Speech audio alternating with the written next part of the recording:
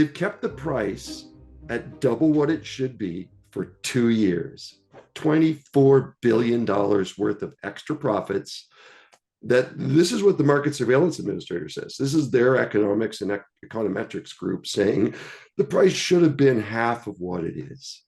Economic withholding is a unique wrinkle in the Alberta electric system that you don't see in any other systems.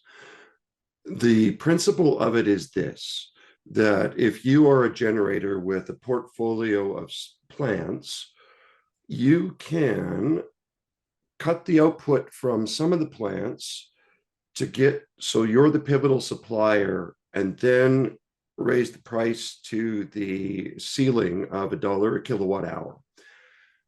It's a very weird system. We have a market that was designed in the 1990s. The Alberta system was structured in a certain way in that time period. The market rules evolved, but the market has evolved much further and faster than those same rules. And so while you can talk about all of these things and the Market Surveillance Administrator can academically talk about them all, the practical reality is a lot of these rules were designed for a market that doesn't exist anymore, that we've moved past, and that what you're getting into is a strategic behavior on the part of some market participants, which is leading to profits, which profits are starting to look excess and in fact bordering on sort of a profiteering scenario. So the answer about the Market Surveillance Administrator's letter and economic withholding is it's a pretty subjective definition that they use. And it's a little like the US Supreme Court in the 1960s said about obscenity. We'll know it when we see it. But that's cold comfort to the consumers in Alberta who are paying these high rates due to what might be generators shorting the supply of electricity. There's no sort of vehicle for us to object when wholesale power rates are allowed to go up. The consumers in a normal market, a functional market, vote with their feet and their dollars. They walk away or they do not pay. It happened in 2015 with TransCanada.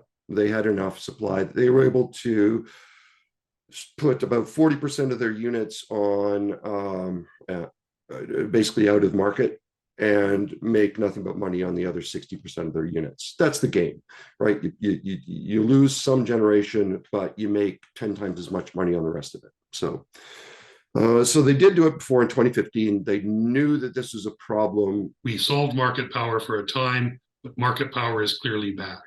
There are less generators of scale, so those that are there can exert market power through this economic withholding. And when it exceeds reasonable prices, and I think it has done that. There's a few ways you can do it. Easiest way is to limit the amount that any particular company can hold and force them to divest, which is something that wasn't done at the beginning that should have been done. The second way to do it is just give the Market Surveillance Administrator power that they can stop people from bidding at usurious levels. You could literally cut the prices and power in half in an afternoon with a ministerial order to the Market Surveillance Administrator.